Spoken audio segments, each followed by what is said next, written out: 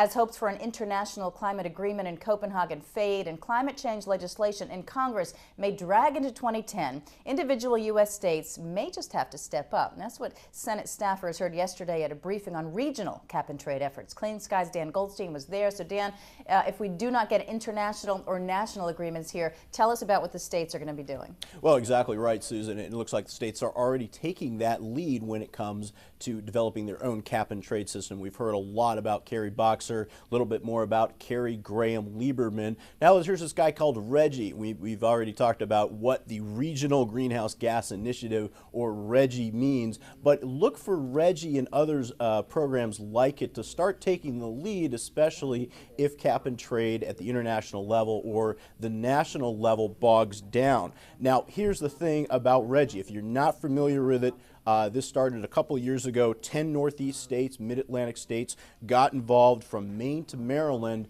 in an agreement to cap emissions, mandatory caps on emissions, just what we've been talking about at the national level. Now, RGGI's goals are pretty modest, stabilizing and capping carbon emissions from CO2 producing plants in the 10-state alliance through 2014. Then they've got a little bit more of a modest goal, reducing emissions by 2.5% from 2015 to 2018. But here's the thing, Susan, they are starting to get results. They had their first auction in last year, September 2008. They raised $38 million. The price, though, was $3 a ton for carbon, a lot more modest than what we've been talking about. We've been looking at prices between $19 to $28 a ton at the national level. But hey, they've got a market. To them, it's working. In fact, they've had about 6 auctions so far, and they've raised about $432 million for the states. Now, here's what the states are basically saying, though, and this is really important.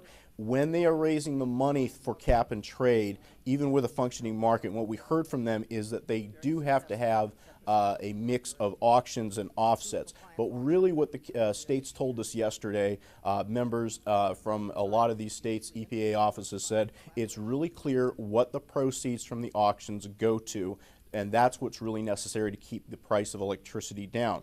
They said that the auction proceeds have to go back to the community in form of rebates, energy efficiency grants, a lot of things we've been talking about at the national level, or they are concerned that electricity prices will skyrocket. And they had a little bit of criticism for the plan under Kerry Boxer, which, as you know, devotes as much as 25% of the allowances for deficit reduction, and they said that plan for Kerry Boxer won't cut it. The important thing is to make sure that you are fostering those programs that are going to help overall reduction. So that's things like energy efficiency, putting money into research and development to get maybe that next generation technology that can't quite get to market yet, to try to get that in a position where it can get to market. Those kinds of things are very important going forward in terms of both addressing the greenhouse gas issue, but also doing it in a way that economically is sustainable. I think there's very strong arguments for all 3 types of approaches, and partly what it depends on is ensuring that you don't put your industries at any competitive disadvantage, okay? And that depends on who all actually has a carbon price in the economy. The broader the program, both within the United States and internationally, the less we have to worry about these competitiveness issues. And so once you get away from these competitiveness issues, because everyone is facing a similar price of carbon, then there's less of a need to give them away for free, and you can integrate that price into all the decisions by auctioning them off. Now, you saw Michael Gibbs there of the California EPA. Gibbs was appointed by Governor Arnold Schwarzenegger to lead the state's effort in climate change initiatives. And one of the initiatives he's involved in is something which is called the Western Climate Initiative, and that's going to be a RGGI for the West Coast, if you will. The WCI released the design of its program last year, and when it's going to be implemented in 2015, this will probably cover about 90% of the emissions in the WCI states.